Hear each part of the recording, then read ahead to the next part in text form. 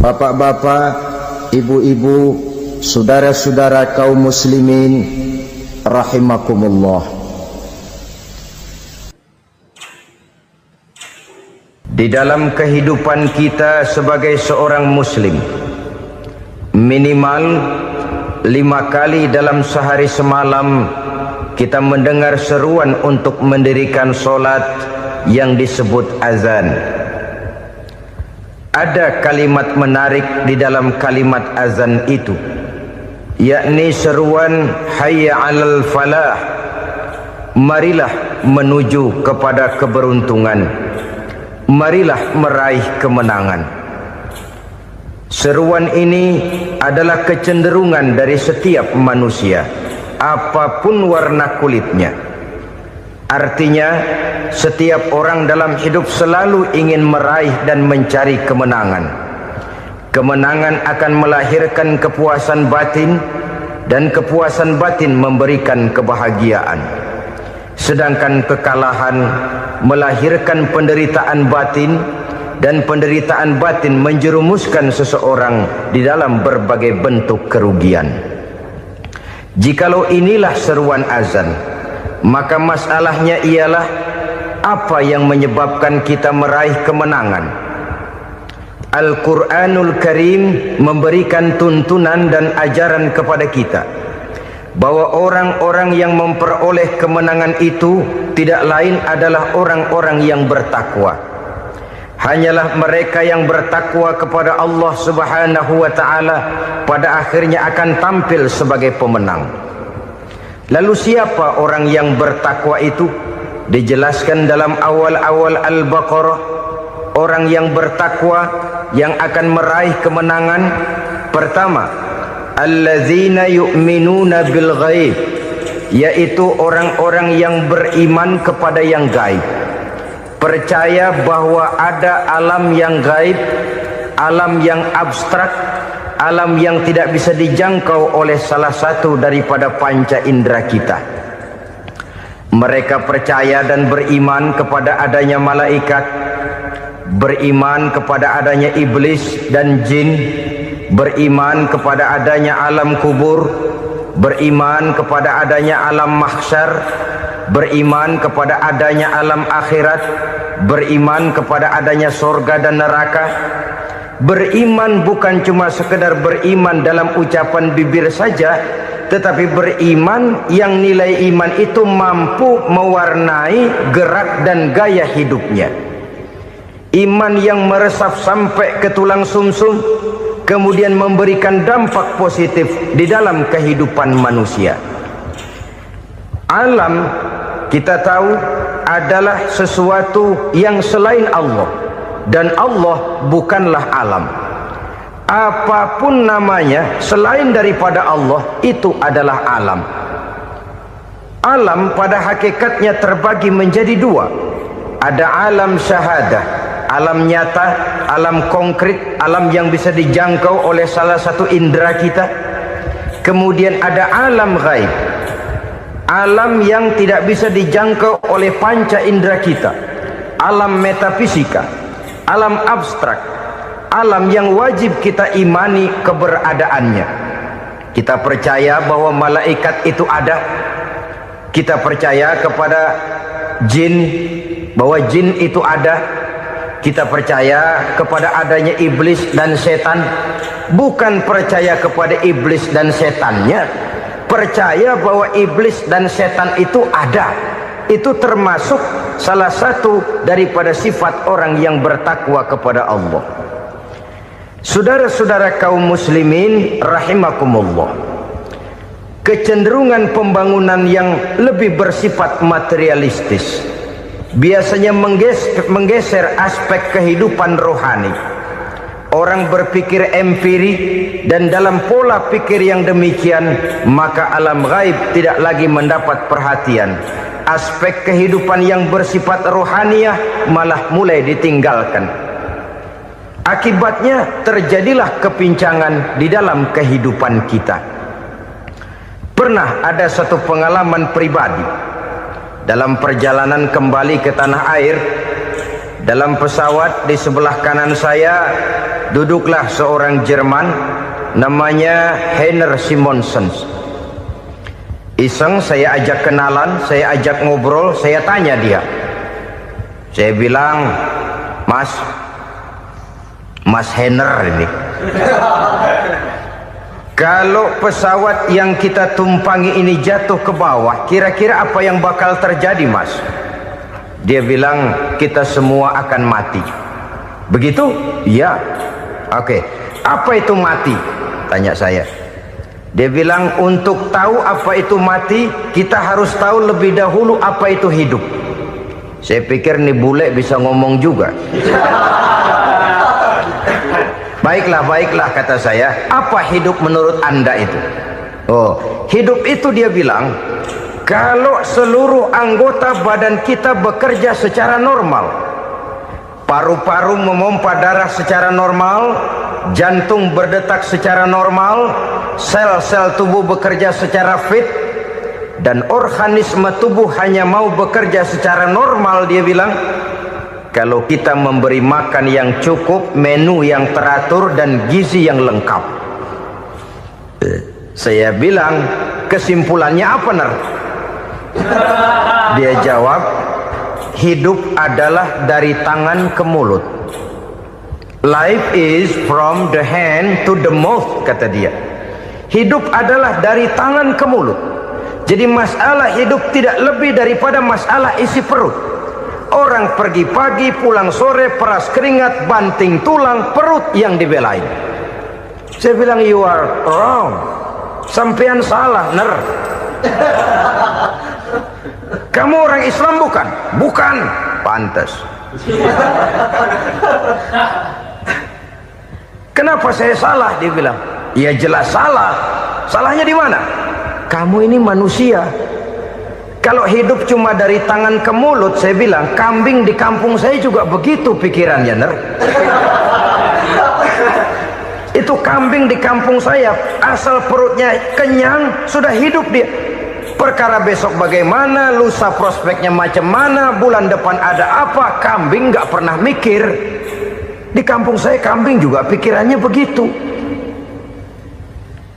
Kamu Kristen ya? Tadinya. Loh kok tadinya, lalu apa sekarang kamu ini? Dia bilang, sekarang saya netral. Saya tidak beragama, tapi saya percaya kepada Tuhan sebagai pencipta alam. Saya ingat benar dia bilang, I haven't any religious, but I believe to God as the creator of the world. Kenapa bisa netral begitu, Ner? Habis saya bingung katanya. Islam bilang Islam baik, Kristen bilang Kristen baik, Hindu Buddha bilang Hindu Buddha baik, semua agama baik. Saya netral sekalian, nggak beragama. Yang penting saya percaya kepada Tuhan. Saya bilang, Ner, kamu ini kayak orang mau beli celana, lalu bingung. Yang satu bilang Levi's bagus, yang satu bilang Blue Jean hebat, yang satu bilang Wool England hebat. Celana ini hebat, celana itu bagus, celana ini hebat. Semua celana bagus, kamu bingung. Akhirnya netral, tidak pakai celana. Itu juga salah. Saya pikir-pikir, kemudian saya melihat bahwa dua pola berpikir Heiner ini nampaknya sudah mulai menggejala di lingkungan masyarakat bangsa kita. Disadari atau tidak, secara jujur kita harus berkata, dua pola pemikiran Heiner ini mulai berkembang di tengah masyarakat bangsa kita. Pertama, pola pikir materialisme. Hidup adalah dari tangan ke mulut. Masalah hidup tidak lebih masalah isi perut. Itu yang perlu dibela, dan disitulah arti kehidupan. Pergi pagi, pulang sore, peras keringat, banting tulang untuk mempertahankan perut. Kalau sudah kemari cara orang berpikir, maka buat apa percaya kepada yang gaib? Untuk apa sholat? Untuk apa puasa? Untuk apa zakat? Untuk apa menghadiri majelis taklim?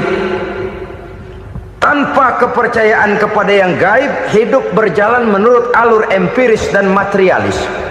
Kalau sudah ke sana cara orang berpikir, biasanya orang lalu cenderung menghalalkan segala cara. Hanyalah orang yang percaya bahwa akhirat ada, hanyalah orang yang percaya bahwa alam kubur itu ada, hanyalah orang yang percaya bahwa malaikat itu ada, hidupnya akan lebih terarah dan terkendali. Karena kepercayaan kepada yang gaib, yang merupakan fase daripada kehidupan setelah hidup yang sekarang ini, mewarnai gerak pribadi seseorang di dalam dia melakukan kegiatan hidupnya. Pola berpikir materialisme, disadari atau tidak, mulai menggejala di lingkungan masyarakat bangsa kita.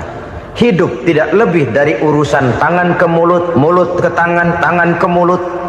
Asal perut sudah kenyang, hiduplah sudah. Perkara bagaimana prospek hari yang akan datang, bagaimana akhirat, tidak jadi persoalan. Ini yang oleh Nabi diperingatkan, ad-dunya sijnul mu'min wa jannatul kafir. Dunia adalah penjara bagi orang beriman dan surga bagi orang kafir. Dulu di zaman Belanda hadis ini pernah disalah tafsirkan, disalah artikan, digunakan sebagai senjata untuk mengkebiri dan membuat impoten umat Islam. Sudahlah umat Islam gak usah macam-macam, kata Belanda. Dunia ini kan penjara buat orang Islam, surga buat orang kafir. Di penjara jangan bertingkah.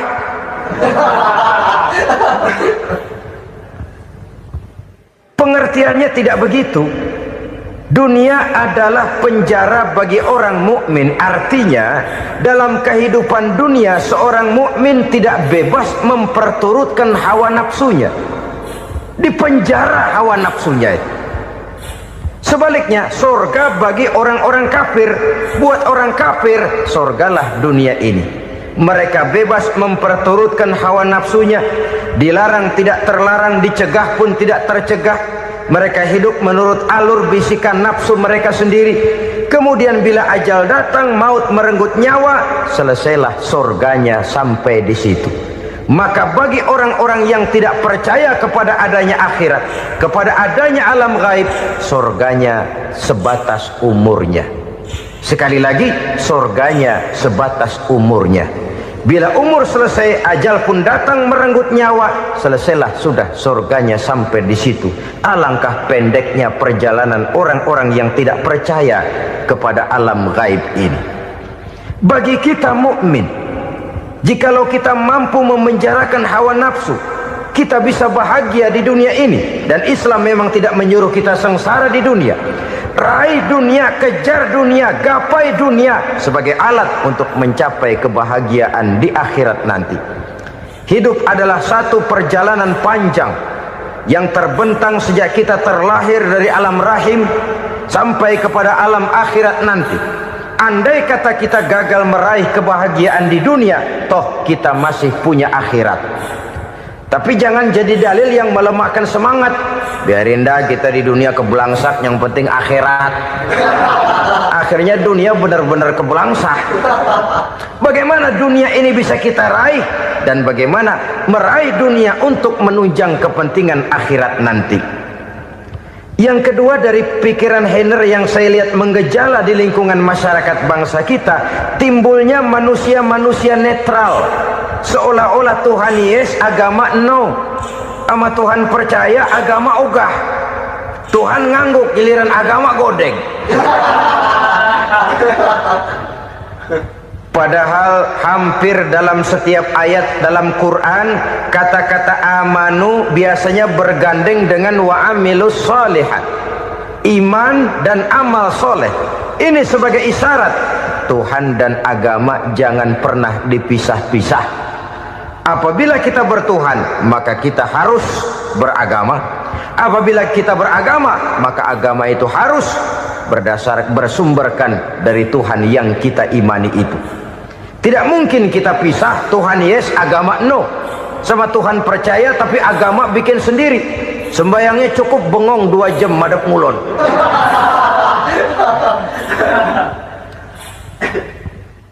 Saudara-saudara kaum muslimin rahimakumullah. Jadi dengan demikian, agama yang kita akui merupakan unsur mutlak di dalam pembangunan sekarang ini, merupakan bagian dari kehidupan yang menuntun kita bahwa di balik alam nyata ini, di balik alam syahadah ini ada alam gaib. Dan mudabbir, murabbi, yang mengatur, yang menguasai, yang memelihara, baik dia alam nyata, baik dia alam gaib, tidak lain adalah Allah Subhanahu wa ta'ala. Di sana ada satu super power, satu maha kekuatan yang kita perlu bersandar kepadanya. Sebagai makhluk nyata yang hidup di alam nyata, berbuatlah secara nyata sebagaimana harusnya kita berbuat. Karena Islam jelas bukan agamanya orang pemalas.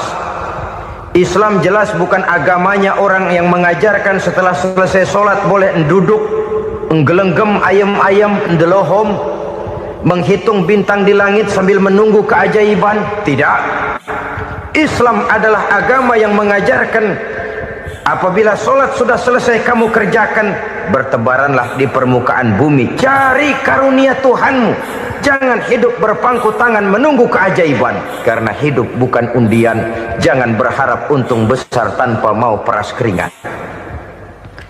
Tapi di sebalik itu toh kita juga harus yakin bahwa di sisi usaha nyata yang kita lakukan ada satu super power, satu maha kekuatan gaib yang menentukan berhasil dan tidaknya usaha kita. Kepercayaan kepada hal semacam inilah yang mendorong kita untuk mempunyai sandaran vertikal, agar jikalau usaha ini berhasil, kita tidak lupa diri dan lupa daratan.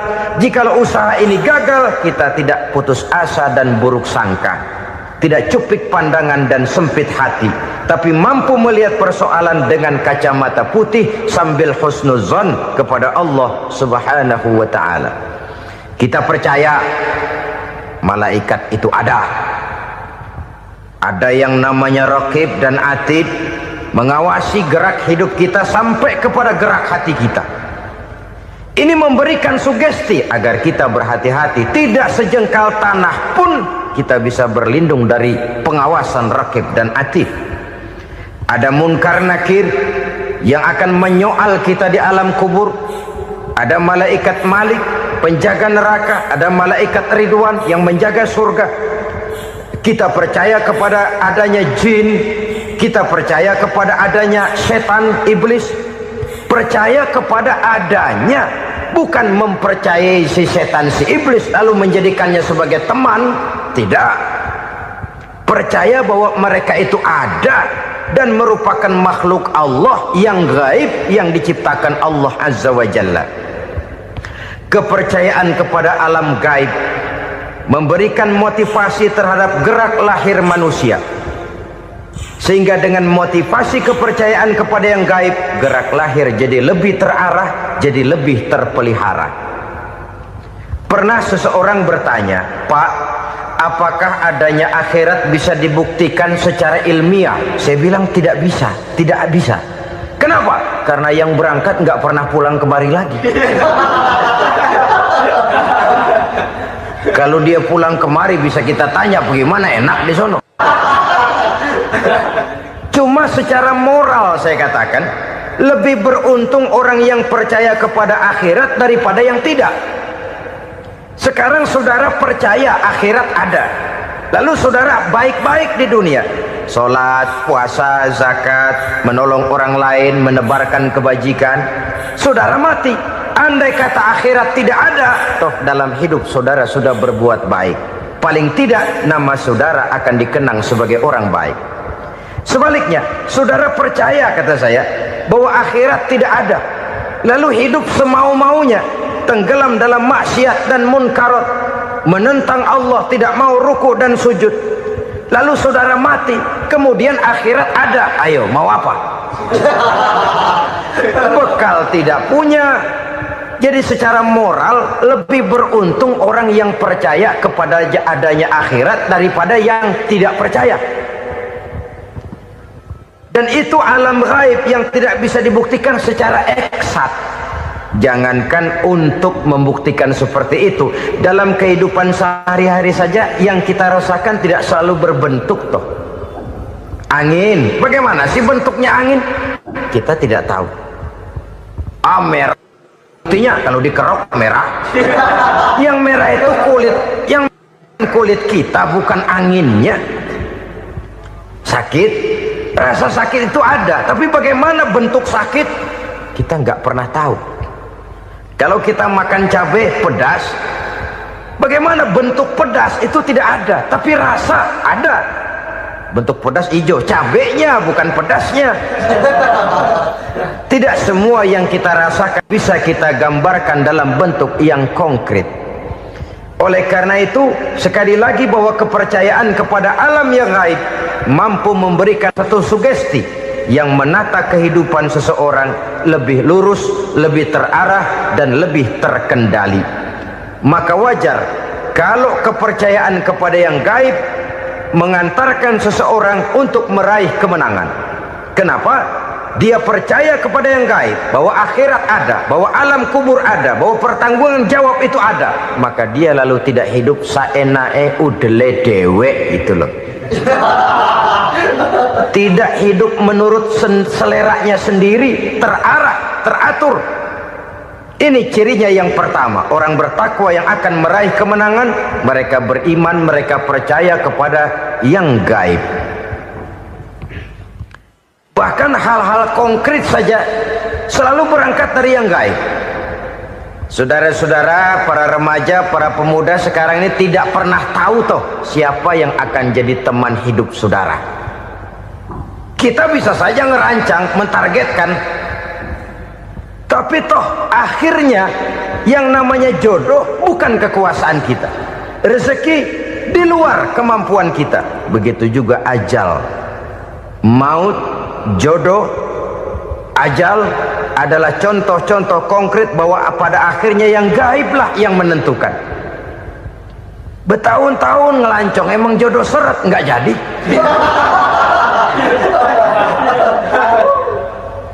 Begitu kenal baru setengah malam nginep ditangkap hansip kan. Hal-hal semacam itu kadang-kadang kita berpikir suuzon, gile, perempuannya cakep banget, lakinya rebek amat. Memang begitulah jodohnya. Memang begitulah jodohnya. Saudara hadirin ma'asyiral muslimin yang saya hormati, jadi hal-hal yang konkret saja kita yakini sepenuhnya ditentukan oleh satu superpower yang gaib itu tadi. Dari sanalah segala ketentuan itu berangkat, dan kesanalah segalanya akan kembali. Maka kepercayaan kepada yang gaib meluruskan gerak hidup seseorang, dan itu akan mengantarkan dia kepada meraih kemenangan. Satu. Yang kedua, wa yuqimuna shalah. Orang bertakwa yang akan meraih kemenangan itu adalah orang-orang yang mendirikan sholat. Kenapa sholat mengantarkan orang untuk meraih kemenangan? Yang jelas, inna sholata tanha anil fahsya'i wal munkar. Sholat mampu mencegah manusia dari perbuatan keji dan munkar. Banyak filsafat hidup yang terkandung di dalam sholat ini. Sejak kita wudhu sampai kita menghadap ke arah kiblat, sampai kita melakukan gerak-gerak sholat, bacaan-bacaan yang ada di dalam sholat, lalu sampai kepada mengucapkan salam. Banyak filsafat hidup yang terkandung di dalam sholat. Umpamanya saja, setelah takbiratul ihram, mulai kita dengan sholat dalam posisi berdiri. Diajarkan dalam kitab-kitab fikih agar kita melihat ke arah tempat sujud. Ini kan filsafat kehidupan. Kalau kamu sholat dalam posisi berdiri, lihat tempat sujud. Jangan sholat mata jelalatan, sebab nanti bisa mengurangi kekhusyuan. Jadi wajar kalau yang dikatakan bahwa yang paling afdol adalah shaf yang di depan. Kenapa? Secara harfiah pengertiannya akan lebih mengundang kekhusyuan. Kenapa? Kalau kita di shaf paling depan di masjid umpamanya paling banter, kita lihat tembok. Tapi kalau kita shaf di tengah atau di belakang, orang-orang di depan kita pun akan kelihatan. Yang bajunya loreng, yang bajunya genggang, yang bajunya macam-macam. Kita lihat, kadang-kadang kita pikirin, ada yang bajunya bolong. Kita sholat tapi dalam hati, nih orang bajunya robek, yang nggak tahu apa. Ada saja hal-hal yang mengusik kekhusyuan kita. Oleh sebab itu diajarkan dalam posisi berdiri, lihat, arahkan pandangan matamu kepada tempat sujud. Ini kan filsafat kehidupan. Maksudnya apa? Kalau lagi diri lihat dong tempat sujud. Kalau udah di atas ingat dong sama yang bawah. Kalau sudah tinggi ingat dong dari mana kamu berangkat. Kalau sudah berkuasa bantu dong yang lemah. Kalau sudah kaya santuni dong yang miskin. Kalau sudah alim bimbing dong yang awam. Ini filsafat kehidupan. Dalam posisi berdiri kau lihat tempat sujud. Ini akan melahirkan kepekaan sosial di mana seseorang mau tahu kepada orang lainnya. Bagaimanapun kaya kita, tinggi pangkat dan jabatan kita, jikalau hidup hanya untuk kepentingan perut sendiri saja, rasanya belum membawa manfaat di dalam kehidupan kita. Tapi efek yang tertinggi sesungguhnya, solat mencegah manusia dari perbuatan keji dan munkar. Perbuatan keji dan munkar walaupun kelihatannya mendatangkan uang, membawa keuntungan, tapi itu keuntungan semu, keuntungan sementara. Dengan menipu orang lain kita bisa dapat untung, tapi tidak membawa berkah. Dan itu adalah kerugian besar dalam kehidupan kita. Maka untuk meraih kemenangan harus dimulai dengan membentuk kepribadian yang tegar, memiliki sandaran vertikal yang langsung kepada Allah Subhanahu wa ta'ala. Dan itu hanya bisa kita tempuh melalui jalur ibadah formal yang sudah ditentukan Allah, yakni solat yang 5 waktu. Untuk memperkuat itu ada solat-solat sunnah, rawatib, nawafil sebagai terminal-terminal kontrol cadangan untuk memelihara stabilitas temperatur batin di dalam kita berhubungan dengan zat yang maha gaib, yaitu Allah Subhanahu wa ta'ala. Orang sering bertanya, Pak, itu tetangga saya nggak sholat, duitnya nggak habis-habis, Pak. Nggak sholat tapi mobilnya tambah terus, nggak sholat tapi usahanya makin maju.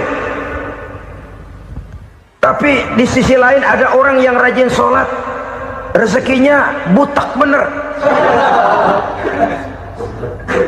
anaknya mana kurus mana korengan. Saudara hadirin ma'asyiral muslimin rahimakumullah, harus saya katakan bahwa solat memang bukan untuk cari duit. Solat adalah sandaran vertikal kita kepada Allah. Sedangkan soal rezeki itu berkaitan dengan sifat Allah maha pengasih dan maha penyayang. Allah maha pengasih, siapapun dikasih kalau mau usaha. Allah maha penyayang, tidak semua orang disayang oleh Allah Azza wa Jalla. Dan belum tentu banyak harta itu merupakan nikmat. Mungkin juga istidraj.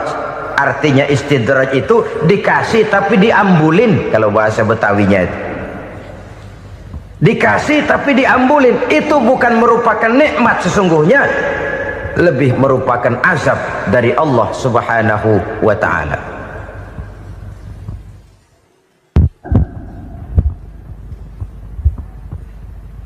Agama mempunyai sistem solat, dan kita umat Islam telah dituntun oleh Allah Subhanahu wa ta'ala yang wajibnya 5 kali dalam sehari semalam mendirikan solat.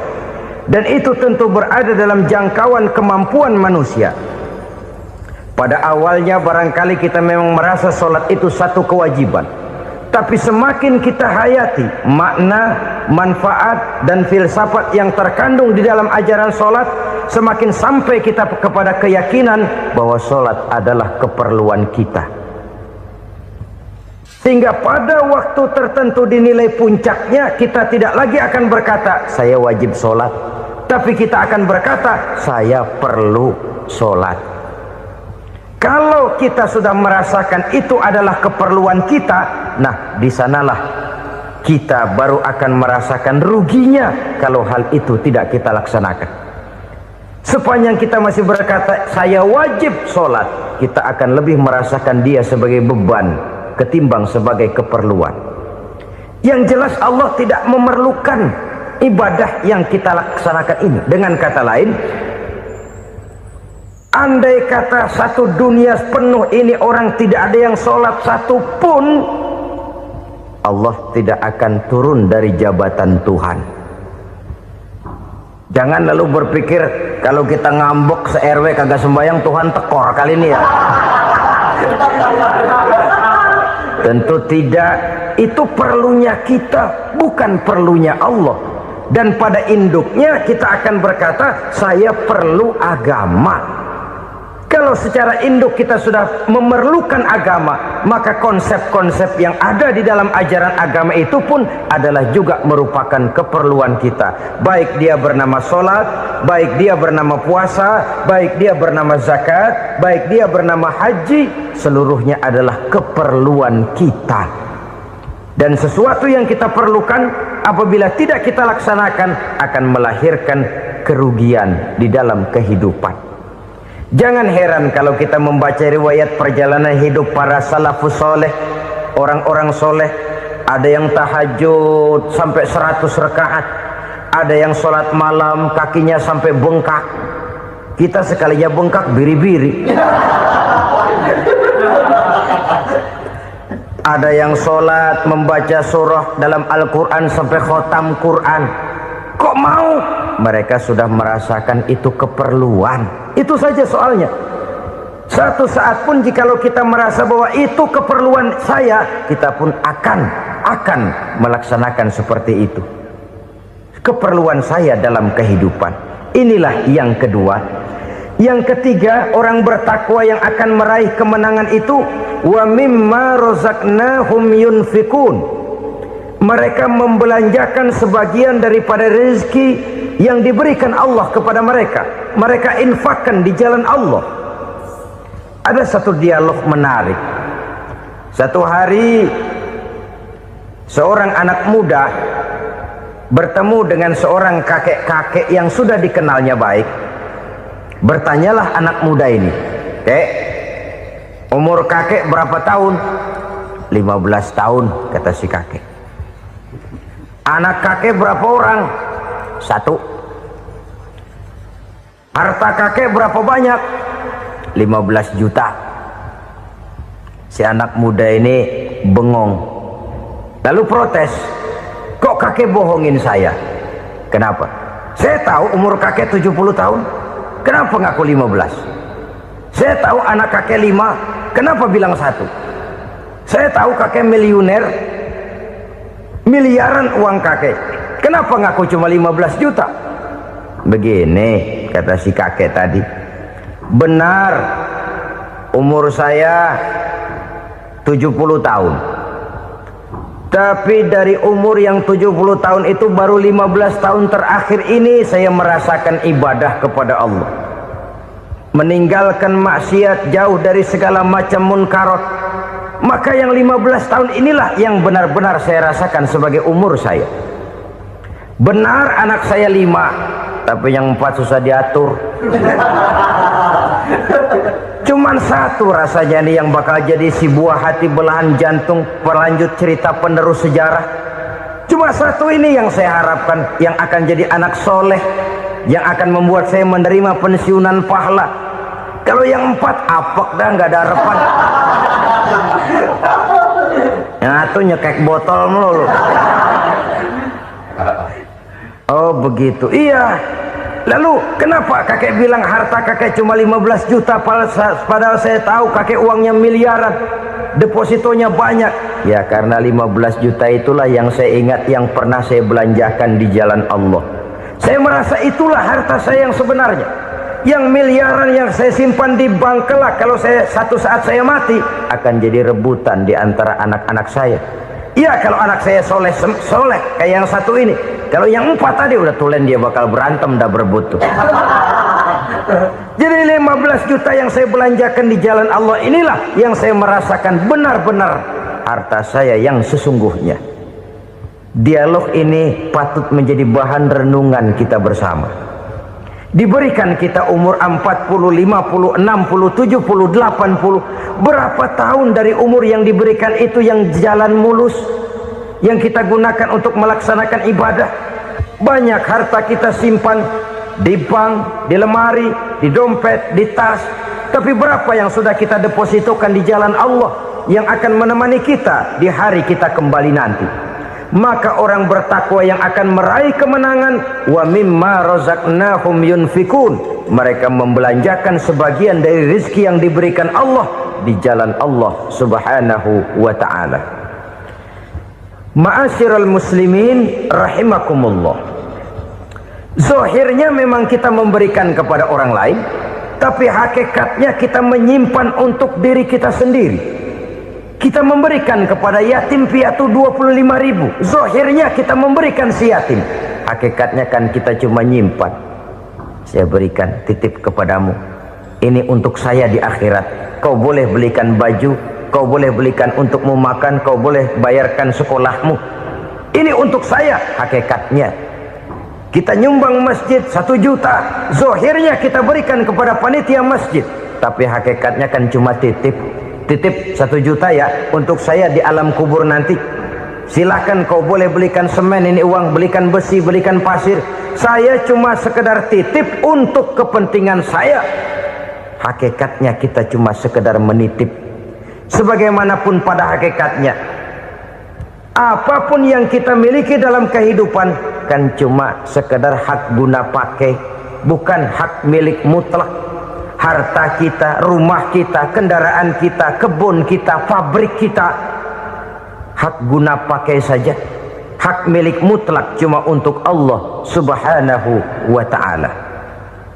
Saudara-saudara kaum muslimin rahimakumullah, ini yang ketiga. Kemudian yang keempat, orang-orang bertakwa yang akan meraih kemenangan, allazina yu'minuna bima unzila ilaika, mereka yang beriman, mereka yang percaya kepada apa yang telah diturunkan kepadamu Muhammad, ay Al-Quran, yakni Al-Quranul Karim. Setelah percaya kepada yang gaib, mendirikan solat, kemudian menginfakkan sebagian dari rezeki yang diberikan Allah, mereka juga lalu percaya kepada yang diturunkan terhadap Nabi, yaitu tidak lain Al-Quranul Karim. Sekali lagi di sini, percaya bukan hanya sekedar percaya saja, tetapi percaya lalu menjadikan Al-Quran itu sebagai pedoman hidup. Sebab memang Al-Quran itu adalah GBHM, garis-garis besar haluan muslim. Apa yang harus kita lakukan, apa yang harus tidak kita lakukan, bagaimana mestinya kita bertingkah laku dan berbuat, seluruhnya tercantum di dalam Al-Quranul Karim. Itu sebabnya ketika satu hari Aisyah ditanya bagaimana akhlak Rasul, beliau menjawab, kana Rasulullah sallallahu alaihi wasallam khuluquhul Quran. Akhlak daripada Rasulullah tidak lain adalah Al-Quran. Jawaban simpel ini memberikan gambaran bahwa keseluruhan daripada konsepsi Quran sudah diterjemahkan dalam kehidupan Rasulullah sallallahu alaihi wasallam. Karena kita tahu akhlak adalah keseluruhan dari gerak hidup manusia, sejak ia berpribadi, berumah tangga, bertetangga, bermasyarakat, sampai kepada berbangsa dan bernegara. Al-Quran tetap memberikan sentuhan nilainya. Oleh karenanya, orang-orang yang bertakwa adalah orang-orang yang menjadikan Al-Quran sebagai pedoman dalam kehidupannya. Dan kita yakini Al-Quran diturunkan kepada Nabi Muhammad, bukan merupakan produk Nabi Muhammad. Isi dan redaksinya langsung dari Allah subhanahu wa ta'ala.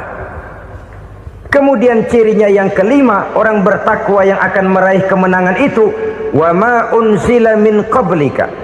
Tidak hanya sekedar percaya kepada yang diturunkan terhadap Nabi Muhammad, yaitu Al-Quran, mereka juga percaya kepada apa yang pernah diturunkan kepada para nabi, kepada para rasul sebelum Nabi Muhammad.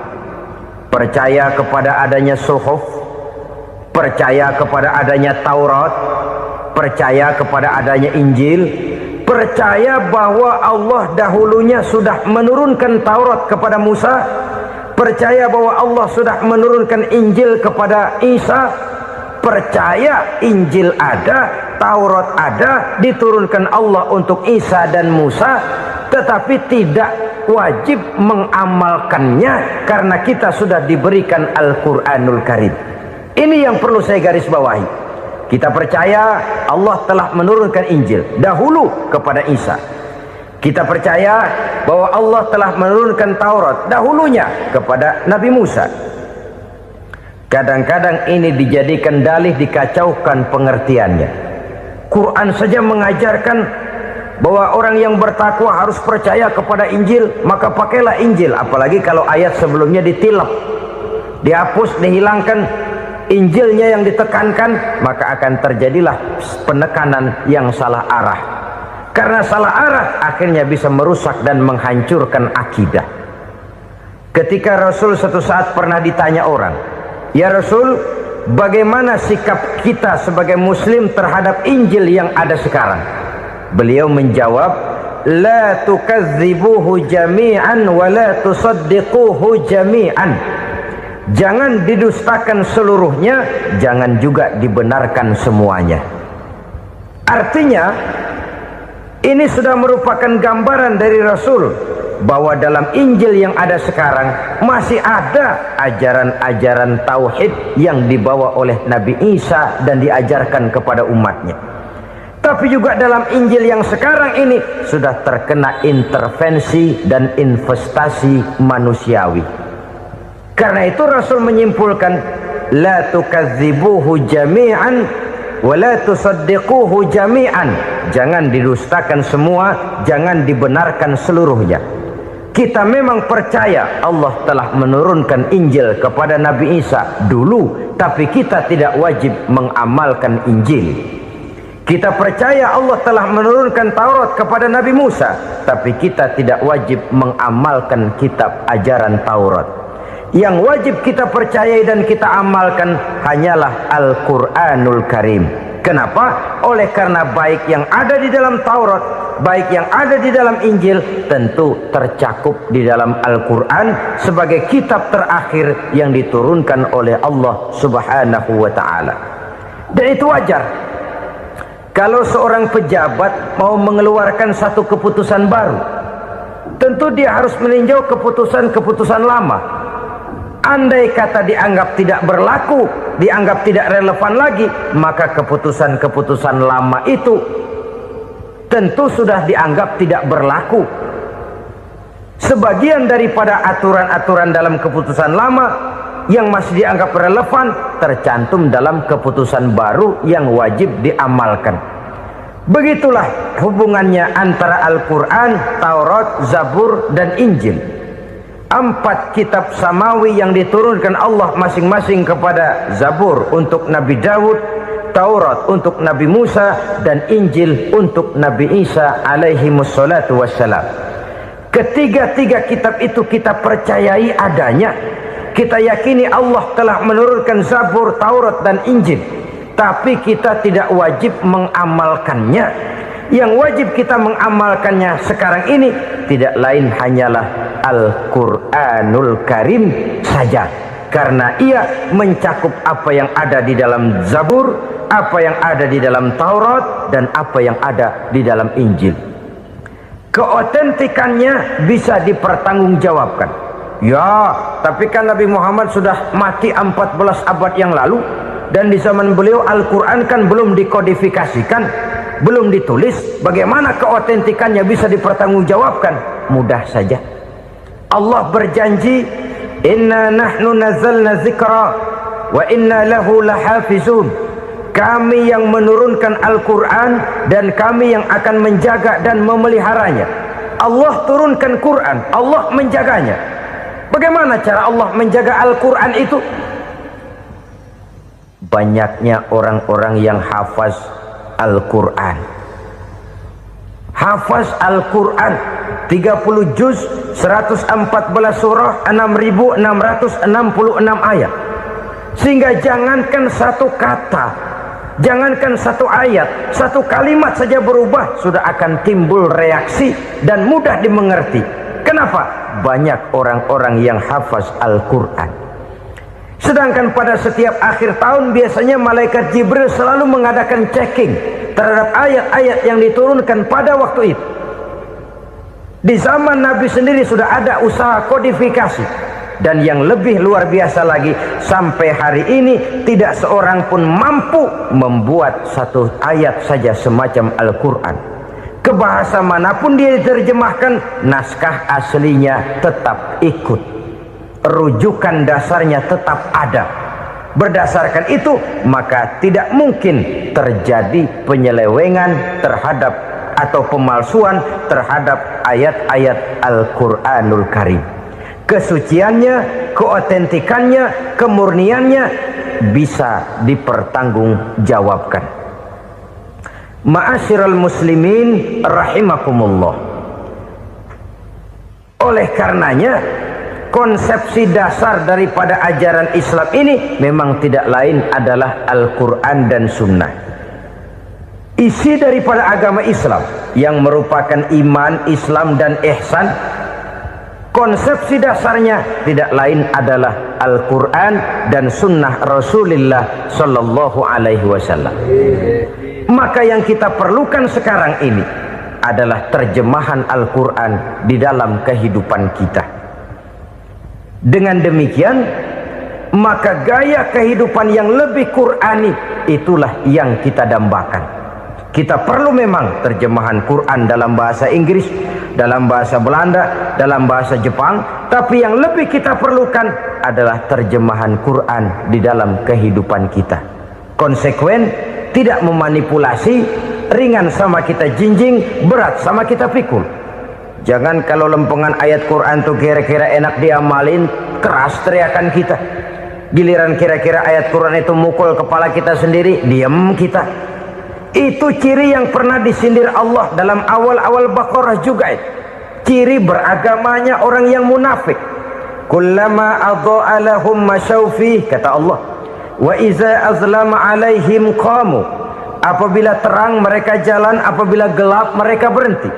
Artinya, kalau kira-kira di Islam nguntungin, rame-rame pada teriak Islam. Tapi ketika diminta untuk berjuang, ketika dituntut untuk berkorban, rame-rame mengundurkan diri. Nasib agama tidak ubahnya seperti daun pisang yang dikait orang di tepi jalan lantaran tak berpayung di ketika hari hujan.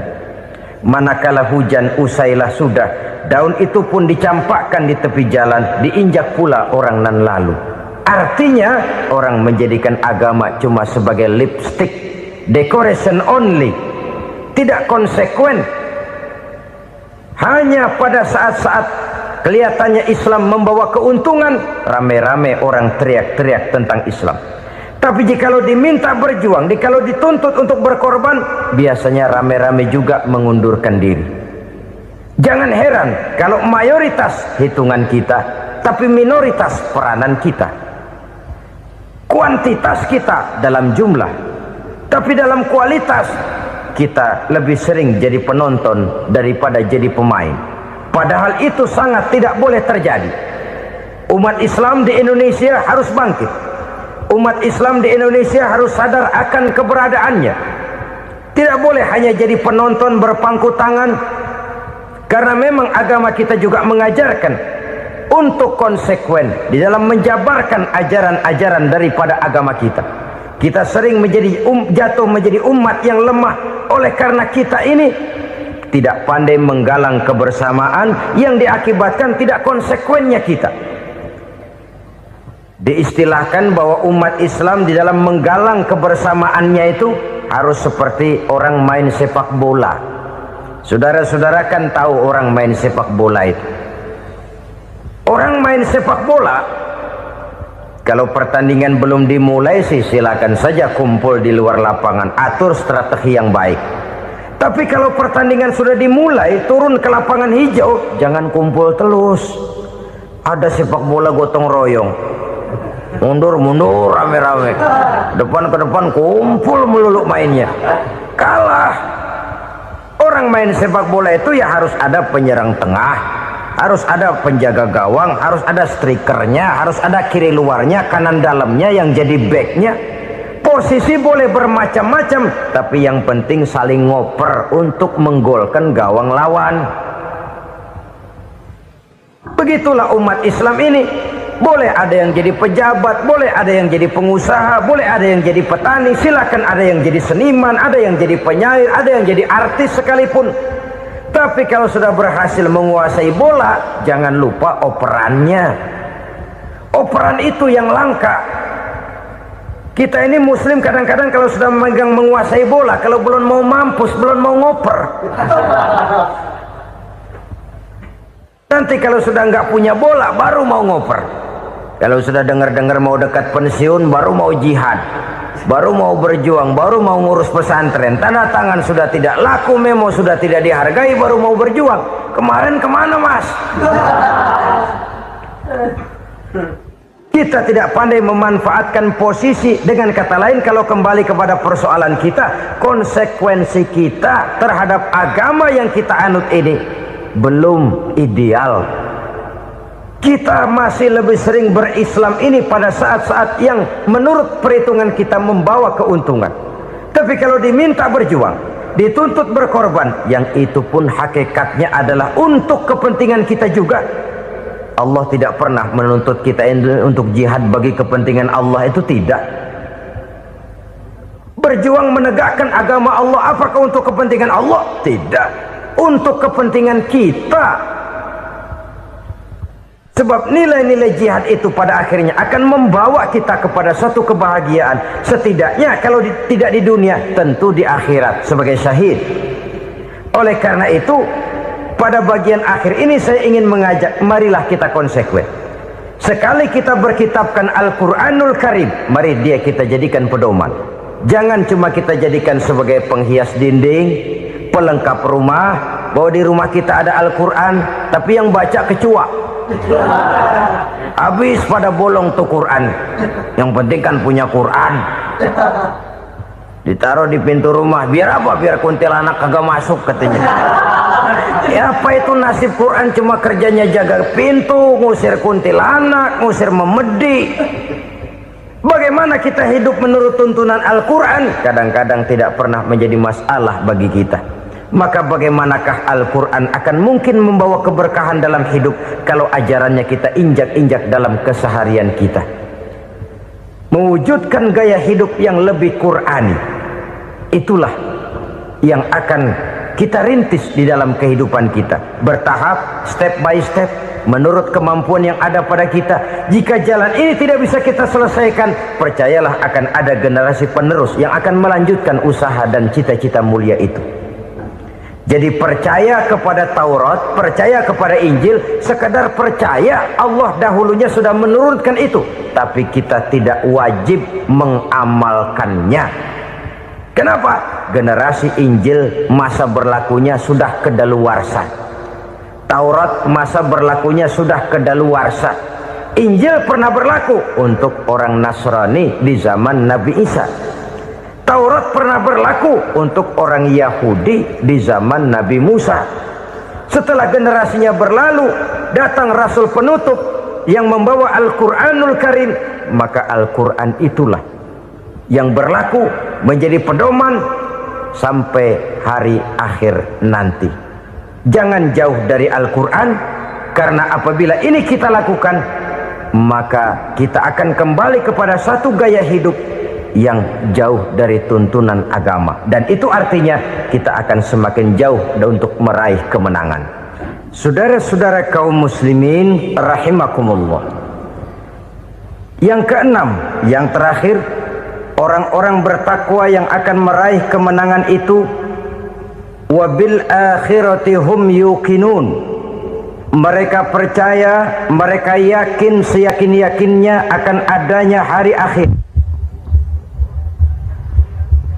di mana seseorang akan mempertanggungjawabkan seluruh perbuatannya di dalam hidup ini, dan tidak ada satu perbuatan yang bagaimana kecilnya sekalipun yang tersembunyi dalam pandangan manusia yang tidak akan dibukakan persoalannya di mahkamah Qadi Rabbul Jalil di akhirat nanti. Itulah sebabnya maka percaya kepada akhirat disebut secara khusus. Padahal di awal tadi sudah dijelaskan yu'minuna bil ghaib, percaya kepada alam gaib, dan alam gaib ini termasuk akhirat. Kenapa pada bagian akhir disebut lagi akhirat? karena ternyata bahwa kepercayaan kepada adanya akhirat merupakan induk dari kepercayaan terhadap adanya malaikat, setan, jin dan lain sebagainya, dan akan lebih memberikan sugesti dalam kehidupan manusia untuk meluruskan gerak hidupnya.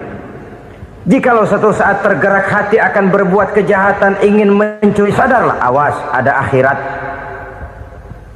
Sebab kalau kita cuma teriak awas ada polisi, itu cuma tertunda sementara, begitu polisi meleng embat. Kalau kita ingin berbuat jahat cuma berteriak awas ada hansip, cuma sementara ketika hansip itu ada. Tapi kalau ceritanya awas ada akhirat, mau menyeleweng awas ada akhirat, mau berjudi awas ada akhirat, mau mencuri awas ada akhirat. Keyakinan yang akan meluruskan gerak hidup manusia sehingga gerak itu jadi lebih terarah dan terkontrol, tidak merugikan baik diri sendiri, lebih-lebih orang lain.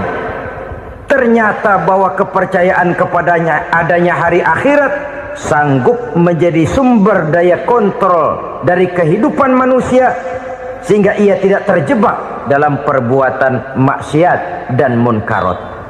Saudara-saudara kaum muslimin, inilah saja yang kita bicarakan pada pertemuan kali ini.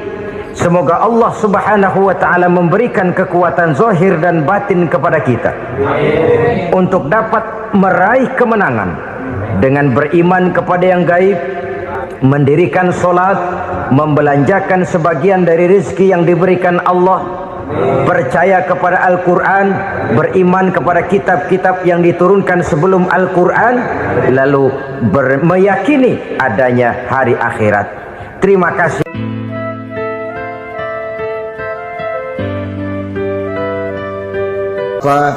Ibu-ibu, saudara-saudara kaum muslimin rahimakumullah, kita menyaksikan peristiwa-peristiwa yang memilukan dan memalukan. PHK terjadi di mana-mana, pengangguran meningkat, harga-harga membumbung tinggi, daya beli rakyat semakin lemah. Sementara di bidang politik, kejadian-kejadian memberikan indikasi bahwa persatuan dan kesatuan kita sebagai bangsa dewasa ini tengah berada dalam ujian yang berat.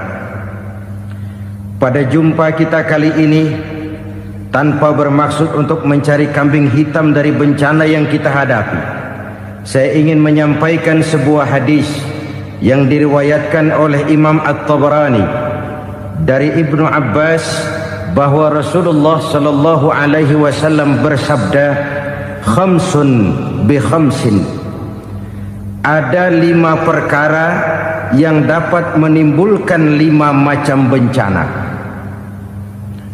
Mari kita renungi hadis ini satu demi satu sebagai bahan introspeksi buat kita semua dalam menghadapi bencana yang tengah berlaku sekarang ini. Yang pertama, ma naqasa qaumul ahda illa sullita alaihim aduwwuhum. Apabila suatu kaum sudah mengingkari janjinya, maka mereka pun akan dikuasai oleh musuh-musuh mereka. Sederhana saja nampak kalimat dalam hadis ini. Apabila orang sudah mengingkari janji, mereka akan dikuasai oleh musuh-musuh mereka sendiri. Dan musuh kita yang paling utama saat ini adalah kemiskinan dan kebodohan. Kenapa itu terjadi? Karena kita mengingkari janji kita sendiri.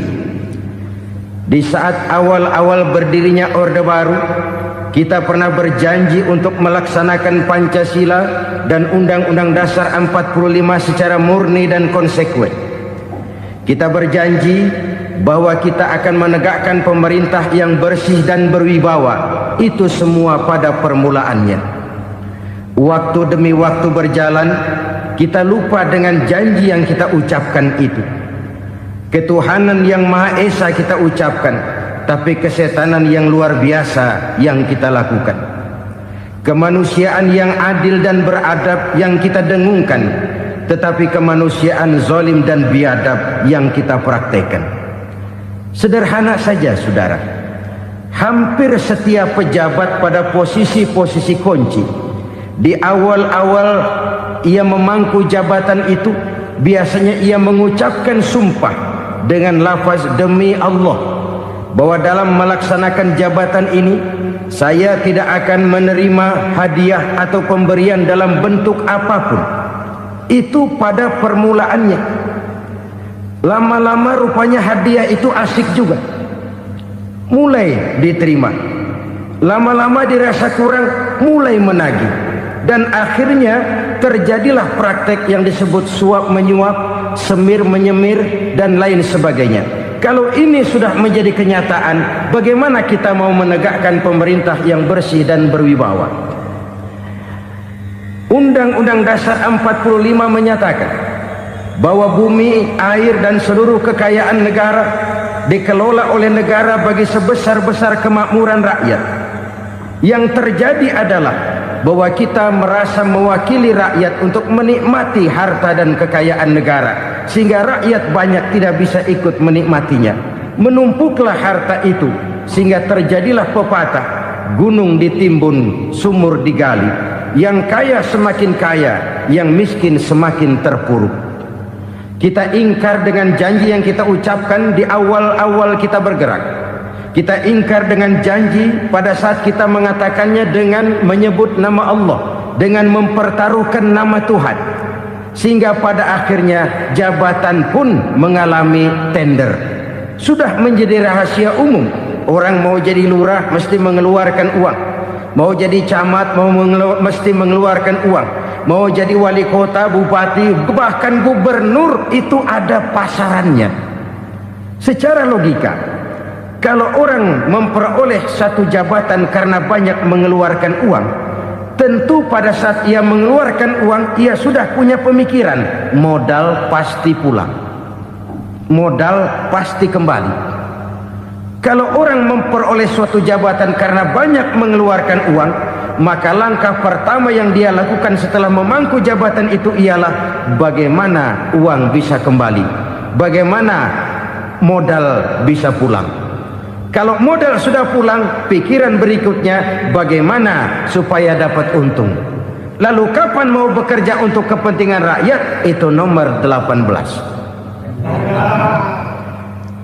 Kemudian kalau ada proyek-proyek besar, pertanyaannya ialah bukan apakah proyek ini bermanfaat bagi rakyat, apakah proyek ini layak untuk diteruskan, tetapi yang jadi pertanyaan paling utama ialah bagian saya berapa duit dari proyek ini.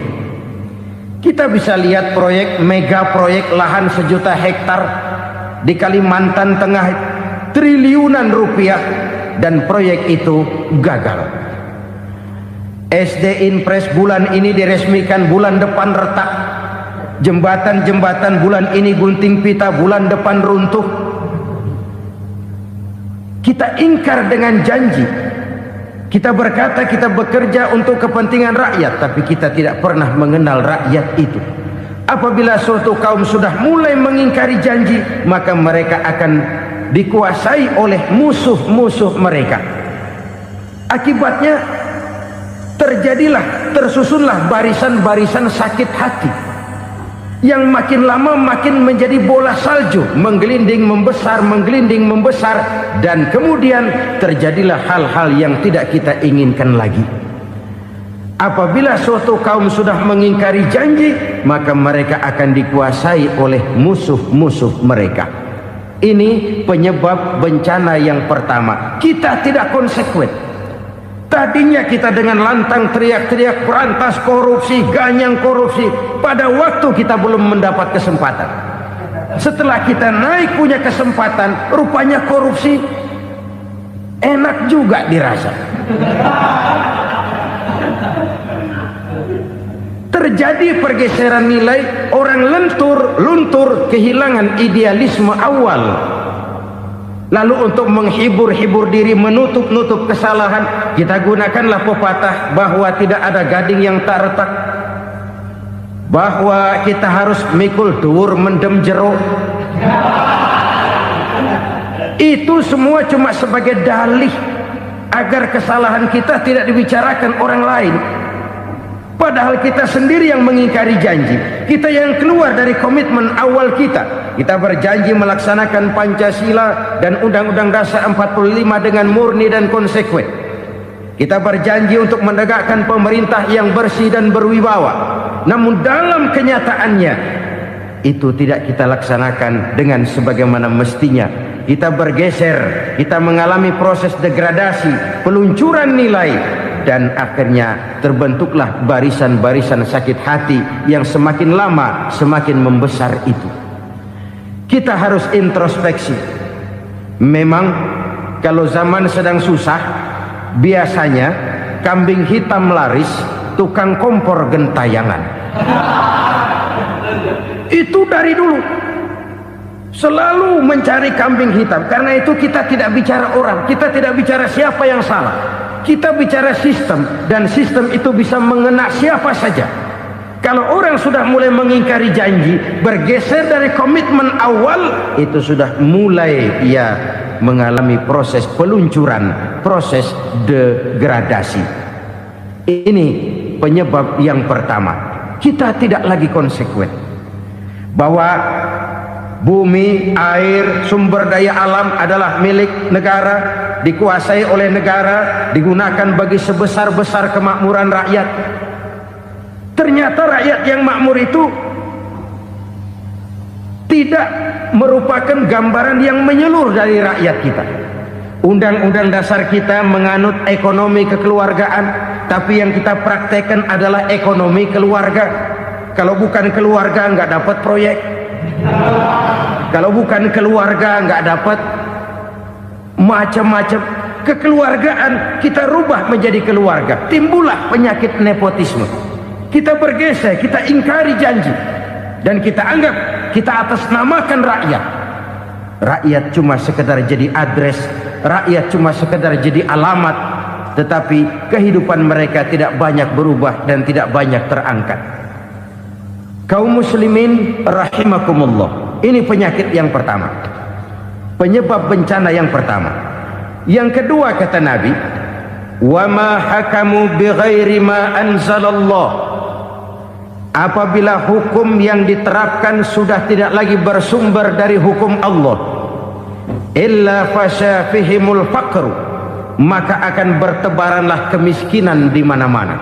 Ini artinya apa?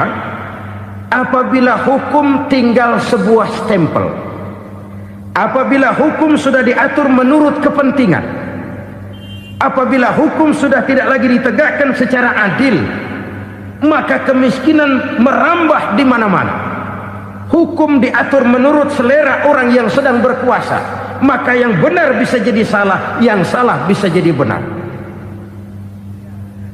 Hukum dalam kenyataan hidup berlaku seperti pisau. Pisau itu kan saudara lihat, yang namanya pisau dimanapun itu tajamnya ke bawah, ke atas tumpul.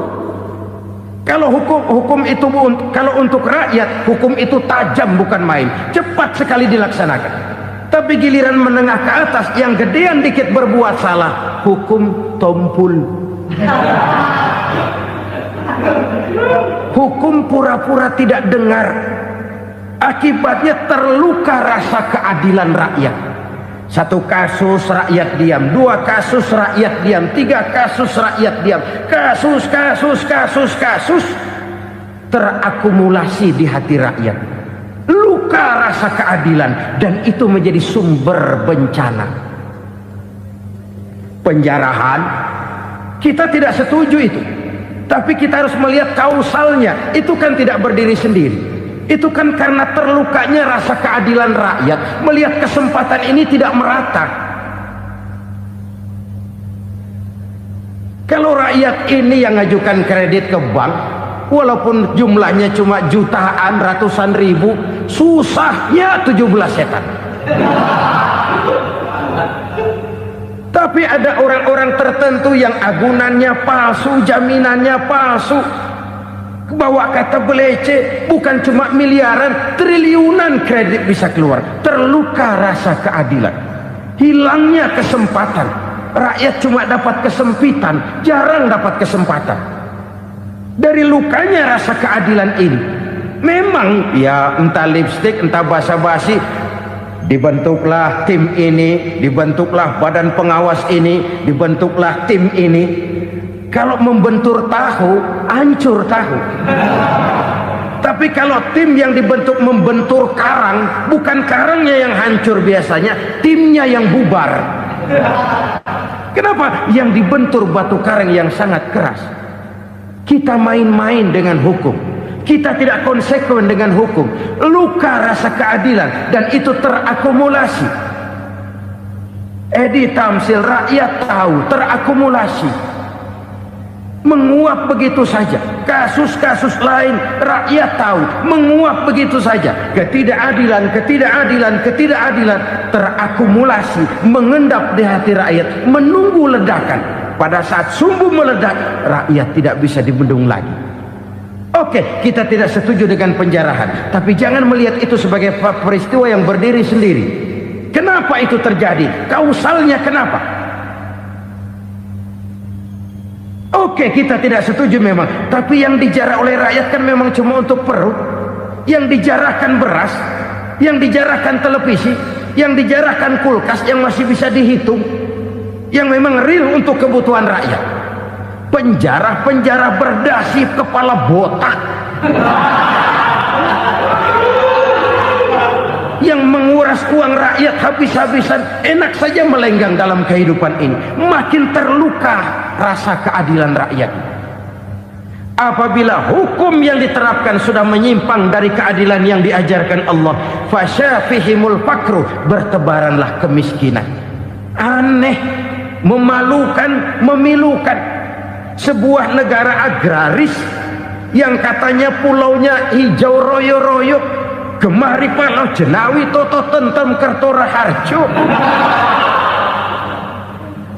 yang tahun 93 pernah mendapat penghargaan dari FAO, Badan Pangan Sedunia, sebagai negara yang berhasil dalam swasembada pangan. Sekarang ini kita terpaksa betul beli beras dari Vietnam, beli beras ke Kamboja, beli kedelai dari Kamboja. Kenapa? Lahan sawah kita habis ditanami pabrik. Teknologi kita, teknologi loncatan yang non-applied, tidak terpakai oleh kita. Lantas lahan yang tidak bisa kita tanami, kita paksakan lahan-lahan gambut menjadi tanah pertanian yang subur dengan biaya triliunan, dan kita gagal. Kita cari jarum dan kapak hilang. Kita mau jadi negara industri dengan loncatan teknologi yang maju, kita lupakan pola pijak kita sebagai negara agraris, dan akhirnya kita kecolongan. Lihatlah dewasa ini. Rakyat kita antri sembako di mana-mana. Di sebuah negara agraris. Ketidakadilan melahirkan kemiskinan. Kemiskinan moral dan kemiskinan material. Kemiskinan moral, rakyat nggak percaya lagi sama pejabat. Rakyat mengalami krisis figur. Orang, alah lu ngomong dah sama ember.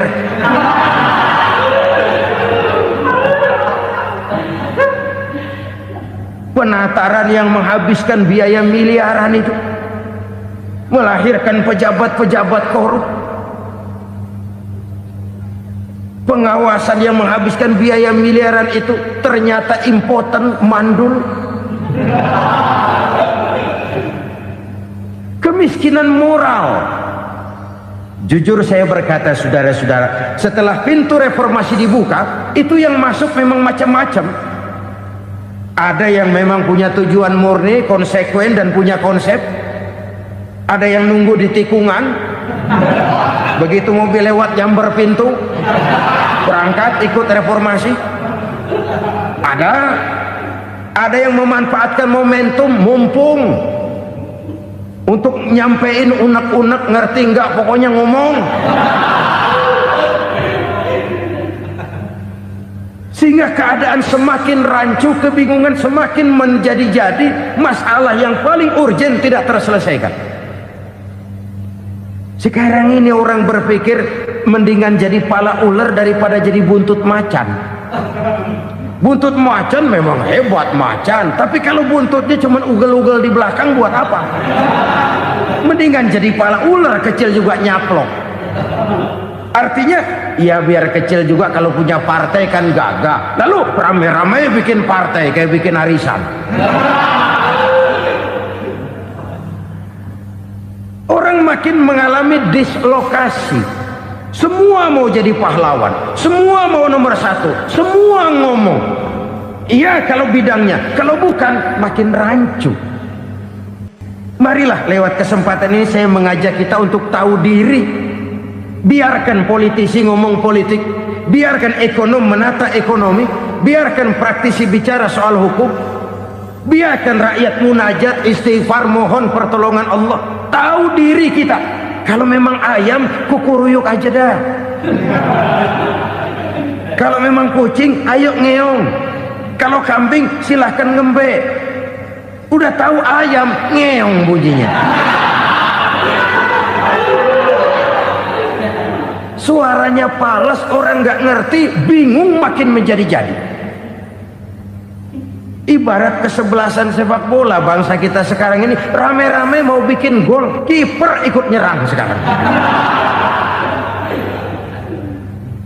Memilukan dan bahkan memalukan. Wa ma hakamu bighairi ma anzalallah illa fasyafihimul fakru. Kalau hukum yang diterapkan sudah menyimpang dari keadilan yang diajarkan Allah, bertebaranlah kemiskinan di mana-mana. Coba sekarang ini yang punya duit bingung, apalagi yang kagak punya duit. Yang pengusaha gede ngeluh, apalagi yang pengusaha pas-pasan. Yang kagak punya beras, yang punya beras saja masih bingung, apalagi yang nggak punya beras. Ini sudah demikian merata. Dulu kita kagum mendengar konglomerat kelas buadah, kelas-kelas yang seakan-akan cuma ada dalam khayalan mereka, punya kekayaan miliaran dolar, triliunan. Sudahlah, seolah-olah nggak terjangkau sama kita. Weh, ternyata yang gede-gede itu juga gede utangnya. Dan rontok satu demi satu. Ternyata rakyat selama ini cuma dialamatkan, cuma dijadikan address. Rakyat yang tidak banyak ngerti persoalan ini harus menanggung hidup ini begini berat, harus menanggung beban hidup ini begini tinggi, daya beli semakin lemah, semakin terpuruk dan terpuruk, sedang keadaan belum juga banyak berubah. Yang hutang sama luar negeri itu kan bukan rakyat kecil, Ciano. Yang banyak nyimpen dolar juga kan Ciano. Rakyat kecil bocah kampung mah jangankan nyimpen dolar, ngelihat juga tumben. Kemana kita mesti bercermin? Sekali lagi saya mengatakan, maaf, kita tidak bermaksud mencari kambing hitam. Karena itu kita tidak bicara orang, kita bicara sistem, kita bicara keadaan. Beginilah yang dikatakan Nabi, penyebab timbulnya bencana, hukum yang ditegakkan tidak lagi berorientasi kepada keadilan, tapi berorientasi kepada kepentingan. Akhirnya bentuk hukum seperti pisau, tajam ke bawah, tumpul ke atas. Hukum cuma buat rakyat kecil, tetapi kelompok menengah ke atas kadang-kadang kebal dari perlakuan hukum. Maka bertebaranlah kemiskinan. Iya, kemiskinan moral berupa lukanya rasa keadilan. Kalau rasa keadilan terluka, orang kan nunggu kesempatan, saudara. Iya, dia nggak bisa ngomong, iya dia nggak sanggup action, iya dia nggak bisa tunjuk rasa, tapi hatinya kan, kapan ada kesempatan, kapan ada waktu, tunggu. Hatinya mesti begitu. Sehingga begitu ada kesempatan, terjadilah hal-hal yang tidak terhindarkan. Dan itu ekses, bukan reformasi. Jangan seperti sebuah dialog saya dengan seorang abang beca. Saya bertanya, bang, ya, abang tahu nggak reformasi? Tahu. Ustadz, apa? Pembakaran. terus penjarahan, lalu perkosaan. Itu reformasi, itu yang saya lihat. Nah, itu yang dia lihat. Saya tentu tidak menyalahkan abang beca kita, karena memang itu yang dia lihat dan sejauh itu wawasannya. Tapi ini indikasi bahwa banyak rakyat kita yang belum bisa menggunakan kebebasan secara bertanggung jawab. Padahal kebebasan tanpa tanggung jawab tirani. Sebuah contoh gampang-gampangan. Saya beli radio, saya setel di kamar saya, lalu saya bilang, ini radio gue. Yang beli gue, pakai duit gue setel di kamar gue, sekeras-kerasnya, gak ada urusan sama orang lain. Itu kata saya. Tetapi tetangga saya sebelah rumah kan boleh juga ngomong begitu. Kata tetangga saya, ini mata gue, yang ngantuk gue tidur di kamar gue, kenapa suara radio lu nyampe kemari? Artinya apa ini? Kebebasan saya nyetel radio dibatasi oleh kebebasan tetangga saya yang mau tidur. Tidak ada kebebasan mutlak. Kebebasan mutlak tanpa tanggung jawab kembali akan melahirkan tirani, kembali akan melahirkan pemaksaan kehendak. Dan itu lagi-lagi bukan demokrasi. Saudara-saudara kaum muslimin rahimakumullah. Ini penyakit yang kedua, lukanya rasa keadilan, terutama di kalangan rakyat kecil. Itu mengendap menjadi akumulasi dan menunggu giliran kapan bisa dimuntahkan. Dengan kata lain, rakyatnya udah banyak banget makan yang perutnya jadi enak, nyelam. Kapan nunggu muntahnya? Udah begini banyak akumulasi yang mereka pendam di perut ini, sehingga ketika terjadi kesempatan itu sudah tidak terkendalikan lagi. Kita out of control. Saya tidak mentolerir sikap-sikap kekerasan.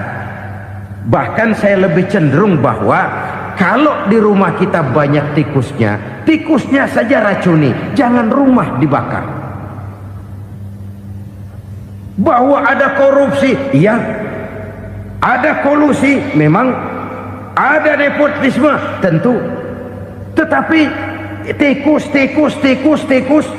tikusnya saja racuni, jangan rumah dibakar. Masa mau ngusir tikus bakar rumah? Tikusnya lari, tikusnya selamat, rumahnya ewes-ewes.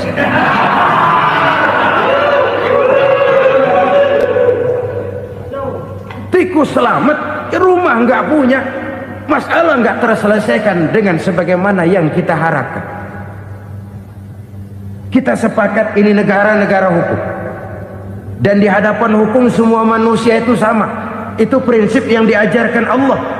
Al-musawat bainan nas fi takalifil ahkam. Semua manusia sama dalam berhadapan dengan hukum Allah Subhanahu wa taala. Kalau hukum sudah pandang bulu, itu jelas yang enak yang banyak bulunya. Siapa yang banyak bulunya? Monyet. Kalau hukum pandang bulu, monyet keenakan. Saudara-saudara kaum muslimin rahimakumullah, introspeksi. Mari kita bercermin bagaimana perjalanan hukum selama ini. Kalau introspeksi ini kita temukan, lalu ada upaya untuk memperbaiki diri. Jangan menggunakan tak ada gading yang tak retak, mikul duwur mendem jero untuk menutup-nutupi kesalahan orang. Padahal kesalahan itu sedemikian besar. Padahal rakyat kita tiap hari antri sembako. Ada yang sehari sekali makan, ada yang makan sudah bercampur tiwul, ada yang nasi sudah dicampur pisang, balik jadi orok lagi.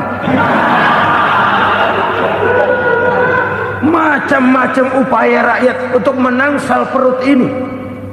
Lalu rakyat ditenang-tenangkan, lebih baik puasa Senin Kemis sambil menghadapi krisis ekonomi. Kenapa rakyat yang disuruh puasa?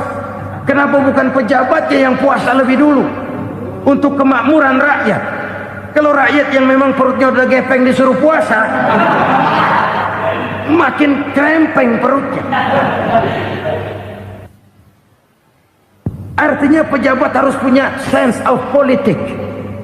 Ya, tidak, puasa itu kan tidak cuma Senin Kemis saja puasa itu. Puasa perasaan, puasa menghargai perasaan yang sedang kondisi yang sedang dihadapi oleh rakyat. Bagaimana rakyat yang tengah antri sembako melihat pejabatnya lewat dengan mobil yang harganya sampai 1 miliar. Oh, inilah pemimpin saya. Luka lagi rasa keadilannya. Kita tidak tenggang rasa. Puasa dalam artian itu pun akan menolong menegakkan semangat kebersamaan, membentuk semangat kebersamaan. Saudara-saudara kaum muslimin rahimakumullah, penyebab bencana yang ketiga dikatakan oleh baginda Nabi, wala dhaharat fihimul fahishatu illa fasha fihimul maut. Apabila kekejian telah merajalela, maka maut bertebaran di mana-mana. Kita renungi butir kalimat dalam hadis ini. Apabila kekejian telah merajalela, maut bertebaran di mana-mana. Begitu murah arti sebuah kehidupan. Penjarahan untuk hal-hal yang kecil tapi sampai mengorbankan nyawa. Apabila kekejian sudah terjadi di mana-mana, maut pun bertebaran. Maut dalam arti berpisah ruh dengan jasad, tapi juga maut dalam arti orang bisa mati karirnya, orang bisa mati usahanya, orang bisa mati kesempatannya karena perbuatan-perbuatan keji yang selama ini tidak terbendung. Lahirlah teori mafia. Siapa yang kuat dia yang berkuasa, siapa yang lemah dia menjadi mangsa. Proyek-proyek besar yang menang tender itu ya dari itu ke itu saja. Yang pengusaha-pengusaha tidak punya koleksi, koneksi, tidak bisa bayar komisi, dapat proyek tetelan. Ada dagingnya dikit, namanya juga tetelan. Dagingnya sudah habis disantap oleh meja. Sekian puluh meja dilalui, sekian puluh amplop dikeluarkan. Sehingga yang akhirnya ya tinggal tetelan itu tadi. Maka kualitas pekerjaan pun sudah bukan lagi jadi masalah. Demikianlah mafia-mafia ini bermunculan di mana-mana. Di pengadilan terkenallah mafia pengadilan. Hukum bisa dibeli, hukum bisa dipesan menurut kebutuhan sponsor. Mafia peradilan, mafia politik, mafia ekonomi, bahkan mafia agama yang menggunakan agama sebagai kedok, menggunakan agama sebagai dalih, menggunakan agama sebagai topeng untuk melancarkan maksud-maksud politiknya pun tidak tertutup kemungkinan. Apabila kekejian telah merajalela, maut bertebaran di mana-mana. Korupsi, kolusi, nepotisme itu bagian dari kekejian. Kita selama ini kalau mendengar maksiat, itu yang terbayang cuma judi, mabuk, zina. Ya itu maksiat. Tapi korupsi, kolusi, nepotisme itu juga maksiat dalam bentuk lain. Kalau ini sudah bertebaran, maka maut terjadi di mana-mana. Jangan bayangkan cuma mati orangnya, itu sih kewajiban. Yang menyakitkan itu orangnya masih hidup tapi dibikin mati. Karirnya mati. Kenapa? Karena yang diperlukan bukan cuma orang pinter tapi orang taat. Biar pinter, kalau nggak taat minggir. Biar bodoh, kalau taat bisa nyenangin atasan, bisa nyemir, nyemur. Kumaha juragan wae ayeuna mah. Itu yang kadang-kadang dapat penghargaan. Tidak ada prestasi kerja kecuali bikin senang orang di atas. Kita lihat di desa-desa jalan rusak. Kalau ada berita pejabat anak mau turun, jalan rata sekali. Sampai tanah dari mana aja dikeruk buat ngeratain tuh jalan. Pejabat pulang legok lagi jalanan. Katanya kita kerja buat rakyat, nyatanya kita cuma melayani atasan. Kenapa? Terjadi lingkaran setan. Seperti kata lagu Dul Sumbang itu, mahasiswa takut sama dosen, dosen takut sama dekan, dekan takut sama rektor, rektor takut sama menteri, menteri takut sama presiden, presiden takut sama mahasiswa. Lah muter balik lagi, lingkaran setan, lingkaran setan. Saudara-saudara kaum muslimin rahimakumullah, kekejian yang merajalela, praktek-praktek mafia yang tertuang dalam kehidupan sehari-hari menyebabkan orang mati karirnya, jasad masih hidup, karir mati, itu menyakitkan. Mati bisnisnya. Rakyat kecil pernah senang ketika cengkeh booming, harganya bagus, rakyat banyak yang pergi haji. Lalu mau ditata, lahir tata niaga cengkeh, malah amburadul. Harga cengkeh jatuh, petani cengkeh kecil menjerit. Siapa yang untung? Segelintir orang. Masihkah kita pakai atas nama rakyat untuk kepentingan nasional, padahal yang nyanyi cuma segelintir orang? Masihkah kita mau bohongi rakyat ini dengan mobil nasional tapi bikinan Korea? Masihkah kita mau bermain verbalisme, bermain kata? Ini sebuah masa lalu yang tidak perlu terulang lagi untuk masa-masa yang akan datang. Kekejian merajalela, orang mati karir, bisa mati usaha, mati bisnis. Usahanya maju, dirangkul, hancur. Usahanya maju, dipukul, hancur, tenggelam.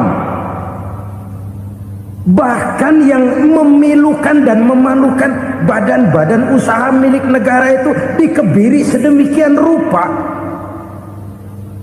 sehingga tidak menghasilkan hal-hal yang bermanfaat buat negara.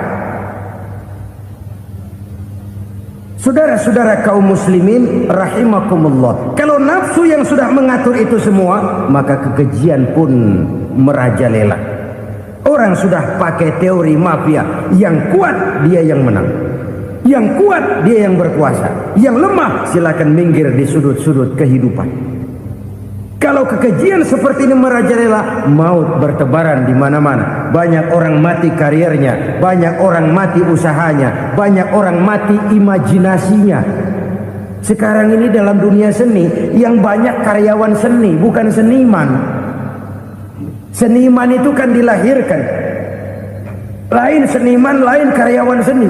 Sekarang yang banyak karyawan seni, bukan seniman. Mati karir, mati imajinasi, mati improvisasi, sehingga kehidupan persis sinetron. Sinetron itu yang kita lihat rumah mewah, yang kita lihat rumah bagus. Gak pernah kita lihat di sinetron kita ini rakyat antri sembako. Kita dijejali hal-hal yang indah, yang wah, yang membuat kita tenggelam dalam gaya hidup instan, tenggelam dalam gaya hidup wah. Kita lupa dengan realitas keseharian di tengah-tengah masyarakat kita. Lahirlah kelompok-kelompok selebritis, dibesarkan oleh berbagai media. Selebritis pilek aja masuk koran, pilek.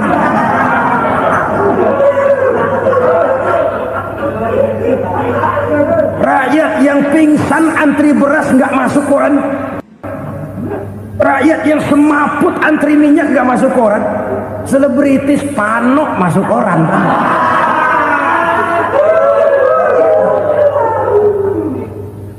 Kita besarkan hal-hal kecil, kita kecilkan hal-hal besar. Kenapa? Kita mengejar oplah, kita profit oriented, tidak lagi berorientasi kepada realitas hidup yang kita hadapi ini. Kalau kekejian sudah merajalela, kata Nabi, maka maut bertebaran di mana-mana. Maut dalam artian maut, coba lihat sekarang begitu murah nyawa. Karena 1000 perak orang mau nusuk bunuh. Karena beras seliter orang khilaf, begitu murah kehidupan. Tapi kekejian dalam bentuk korupsi, kolusi, nepotisme, kekejian dalam bentuk itu mematikan karier, mematikan bisnis, mematikan imajinasi, mematikan kreativitas. Itu juga maut dalam bentuk lain akibat kekejaman lain. Ini penyebab yang ketiga. Yang keempat, penyebab bencana menurut baginda Rasul, wala tuffiful mikyala illa muni'un nabat. Apabila timbangan sudah dicurangi, maka tercegahlah tumbuh-tumbuhan. Apabila timbangan sudah mulai curang, maka terjadilah musim paceklik. Apabila bisnis sudah bergaya mafia tadi itu, kecurangan-kecurangan terjadi, tender di balik pintu, yang dimenangkan cuma kelompok-kelompok yang bisa memberikan presentasi yang besar, muni'un nabat, terjadilah paceklik. Paceklik, panen gagal, wereng ya wereng, kemarau panjang it's okay, air sulit iya, tetapi kan semua itu ada yang ngatur. Kemarau ada yang ngatur, belalang itu ada yang ngatur, air itu juga ada yang ngatur. Yang ngatur itu yang serba maha. Kalau ia murka melihat kecurangan timbangan, Allah itu kalau murka kan gampang saja, tinggal komandoin balang, lang hancurin tuh sawah. Konvoy belalang, konvoy. Allah tinggal ngutik angin El Nino, mampir lo ke Indonesia, hujan gak turun-turun, kemarau panjang. Jadi kalau musim kemarau kan namanya anginnya El Nino. Kalau musim hujan anginnya namanya La Nina. Cakep namanya, kejem orangnya. Saudara lihat Cina sekarang sedang kena La Nina, banjir besar, ribuan orang meninggal. Dia mah ribuan mati kagak berasa, rakyatnya miliaran. Bangladesh lagi ngalami La Nina, India lagi ngalami La Nina. Angin, hujan, kemarau, belalang itu kan ada yang ngendaliin. Kuncinya bukan di belalangnya, kuncinya bukan di peredaran matahari berputar, kuncinya di atas yang mengatur semua itu. Kalau timbangan sudah mulai curang, pengusaha sudah nggak mau jujur, apa nggak bikin perut jadi mual. Begitu rakyat antri sembako pingsan nggak dapat beras, sementara beras ditumpuk-tumpuk sampai membusuk. Kemana hati nuraninya? Kemana akal pikirannya? Kemana mereka yang berbuat atas nama rakyat tapi melihat rakyat susah tidak tergerak hatinya? Apabila timbangan sudah mulai dicurangi, bisnis sudah mulai melenceng, maka terjadilah paceklik. Sebuah negara yang berhasil dalam swasembada pangan, lalu sekarang menjadi negara yang rakyatnya antri untuk memperoleh kebutuhan pangan. Saudara-saudara kaum muslimin rahimakumullah, ini intinya adalah kecurangan. Kalau kecurangan sudah terjadi di mana-mana, dan ini milik siapa saja, bukan soal tempat, bukan soal jabatan, soal manusianya, SDM-nya. Kecurangan tidak cuma terjadi di kantor, di masjid bisa terjadi kecurangan. Korupsi tidak hanya bisa terjadi di kantor, di madrasah bisa ada korupsi. Faktor manusianya, ini soal SDM. Kecurangan yang besar tentu besar lagi kerugiannya. Kecurangan yang kecil, kecurangan sehari-hari, pedagang-pedagang kecil ngurangi timbangan, barang yang buruk dikatakan baik, yang baik dikatakan buruk, itu merugikan perorangan. Kecurangan yang besar merugikan bangsa dalam bentuk total, dalam bentuk seutuhnya. Nah, kecurangan-kecurangan seperti ini rakyat kan lihat, rakyat kan tahu, dan itu kembali terakumulasi di sini, pegel. Dan jangan lupa, rakyat yang nggak ngomong itu, rakyat yang nggak bersuara itu, batinnya menjerit, jeritannya menggoncang aras, dan itu didengar Allah. Yadullah fauqal jamaah, kata Nabi. Tangan Tuhan di atas orang banyak. Jeritan hati rakyat menggoncang aras. Rakyat yang terlalu banyak dizolim, rakyat yang terlalu banyak dirugikan, ya rakyat yang terlalu banyak di atas namakan, menjerit batinnya, menggoncang aras, dan Allah bisa menggerakkan apa saja untuk membuat satu situasi. Allah bisa menggerakkan apa saja untuk membuat satu situasi. Saudara-saudara kaum muslimin rahimakumullah, ini faktor yang ketiga, timbulnya kecurangan. Faktor yang keempat maksud saya.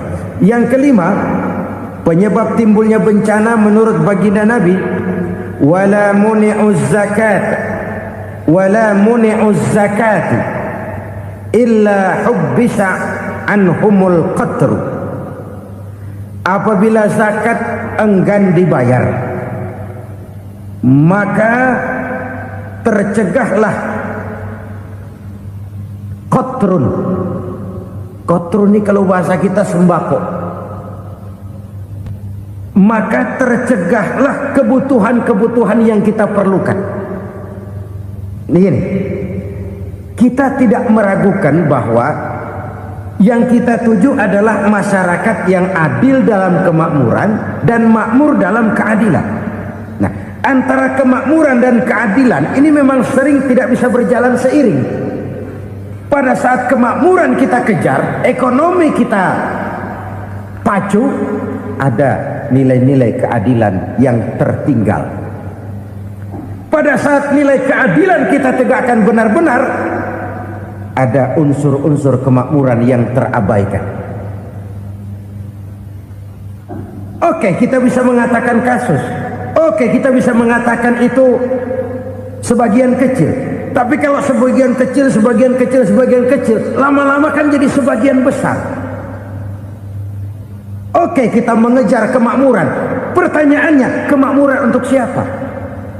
Oke, kita berikan kelompok tertentu kue yang besar dengan harapan nanti dia bagiin kuenya kepada yang kecil-kecil.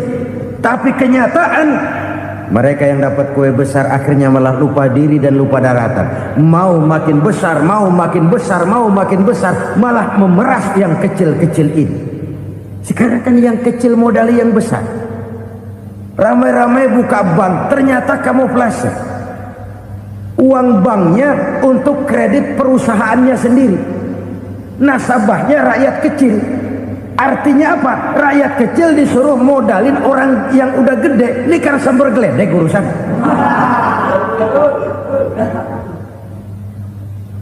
Ini kan permainan apa lagi? Rakyat kecil suruh modali yang gede.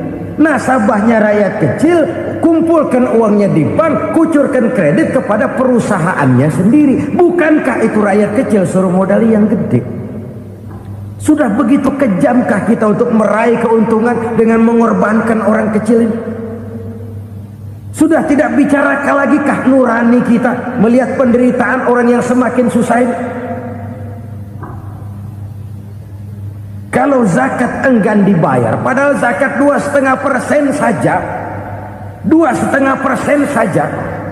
Kalau itu pun enggan, kalau zakat saja enggan, bagaimana pula yang namanya sodako, bagaimana pula yang namanya infak, bagaimana pula yang namanya santunan, bantuan. Kadang-kadang lipstick nyumbang si nyumbang, cuman nyolongnya lebih gede. Ini namanya sumbangan lipstick. Buat lipstick itu kan buat ngumpetin bibir pucat. Itu fungsi utama lipstick. Buat ngumpetin korupsinya, nyumbang kegiatan-kegiatan sosial. Tapi yang dia korup lebih gede dari yang dia sumbangin. Lipstick kamuflase. Nepu kata anak sekarang.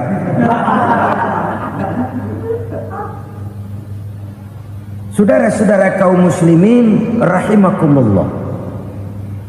Demikian berat kewajiban zakat ini sampai di zaman Sayyidina Abu Bakar pernah keluar komando perangi orang yang enggan membayar zakat. Perangi.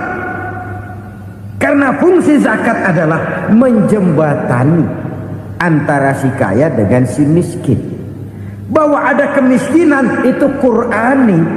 Allah menyatakan, aku melebihkan rezeki sebagian kamu dari yang lain.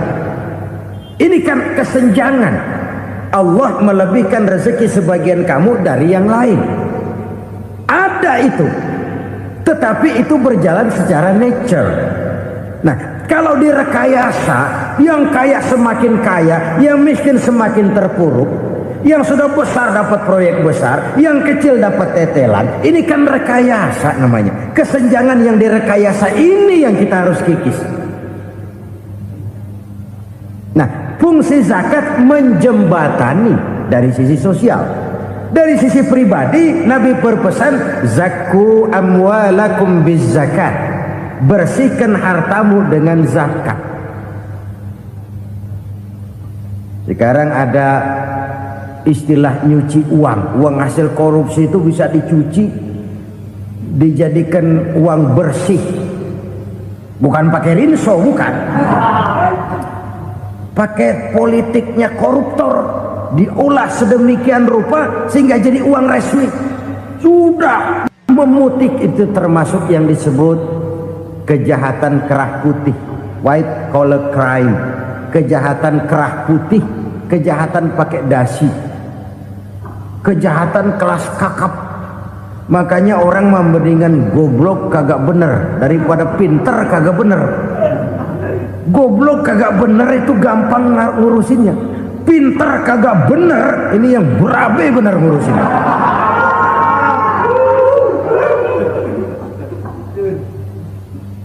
Kita bukan cuma perlu orang pinter kok di zaman sekarang. Kita perlu orang-orang bener yang punya komitmen, yang sesuai kata dan perbuatan, yang bisa merasakan apa yang dirasakan oleh rakyat, yang punya sense of politik yang tinggi, yang peka, yang penuh keterbukaan, yang punya wawasan dan pandangan jauh ke depan.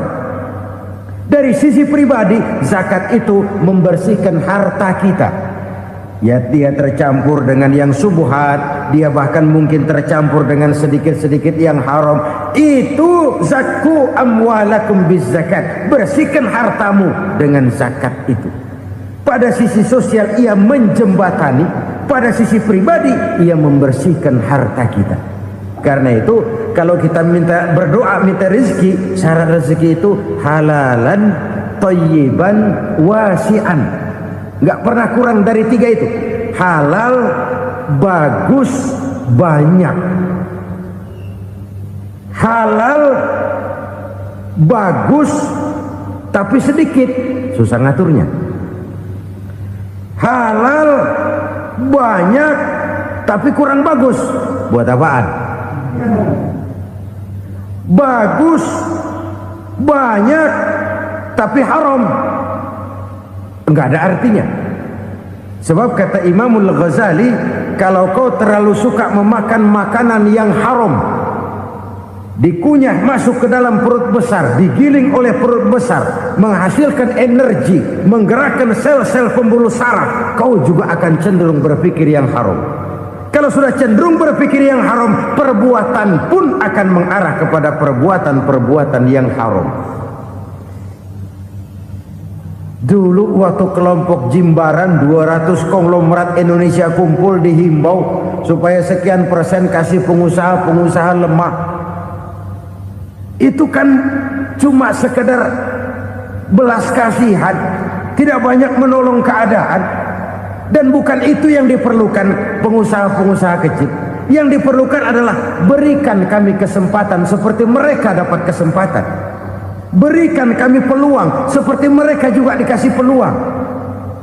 Kalau cuma dikasih 100 juta, 200 juta hari ini, usaha kami nggak ada prospeknya, peluang kagak ada, kan sama juga bohong. Diceburin ke kali, disuruh berenang, tangan diikat, mendingan mampusin ketahuan. Ayo berenang, berlomba, tangan diikat, kaki diikat, sama saja nyuruh mati. Jadi jangan kasih ikannya, kasih kailnya. Yang diperlukan pengusaha kecil menengah ke bawah itu bukan cuma sekedar belas kasih dari konglomerat-konglomerat besar, Berikan kami peluang seperti mereka juga dapat peluang. Berikan kami kesempatan seperti mereka dapat kesempatan. Berikan kami kredit dengan kemudahan seperti mereka juga kalau minta kredit begitu mudahnya. Menciptakan peluang dan kesempatan, pemerataan. Bukan menciptakan manusia Indonesia dengan standar ekonomi yang sama. Semua rumahnya harus sama, semua punya mobil. Itu sih kebersamaan bebek. Bebek, coba lihat bebek. Satu ngalor semua. Satu ngidul semua. Kebersamaan bukan itu. Kebersamaan adalah menciptakan peluang. Kalau yang kaya bisa semakin kaya, kenapa yang miskin tidak bisa ikut naik jadi sedikit kaya? Kalau pengusaha yang sudah kuat bisa bertambah menjadi kuat dengan proyek mega proyek, kenapa yang menengah tidak bisa ikut menjadi kuat?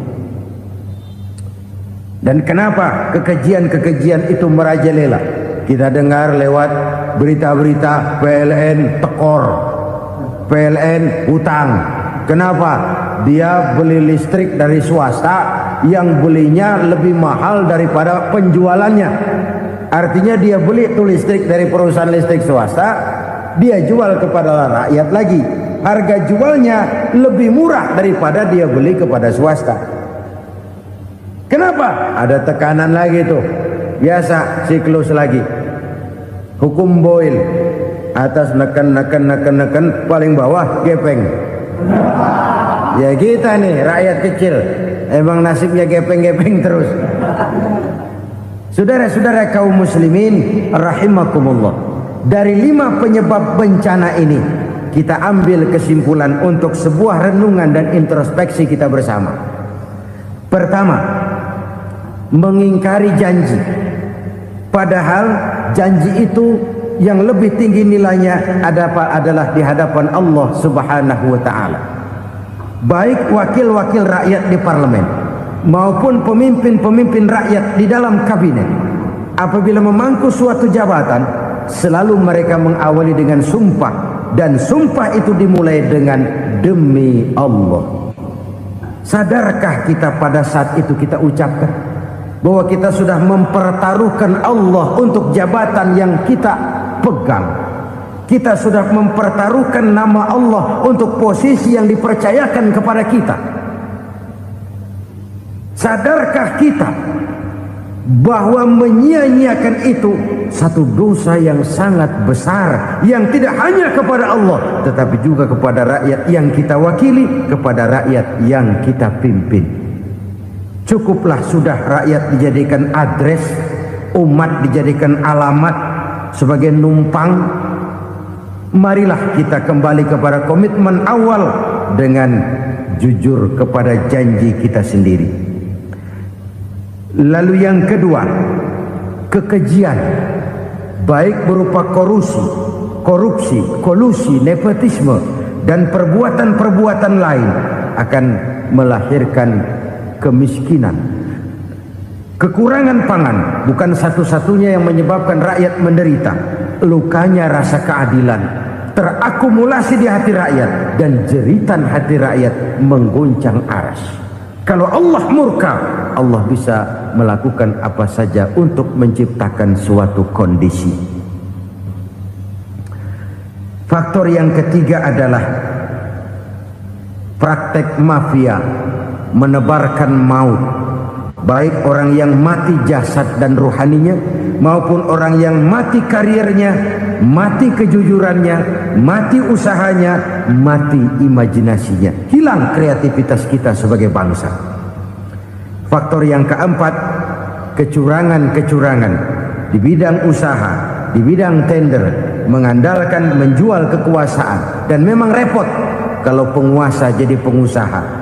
Mau atau tidak mau, kebijakan-kebijakan kekuasaannya akan memperkuat jaring-jaring usahanya. Dan pada saat itu objektivitas sulit ditemukan lagi. Lalu yang kelima, keengganan membayar zakat, menumpuknya kekayaan negara pada kelompok-kelompok tertentu. Ini akan melahirkan paceklik yang berkepanjangan. Menumpuknya kekayaan dan harta negara pada kelompok-kelompok tertentu akan melahirkan paceklik dan kemiskinan yang berkepanjangan.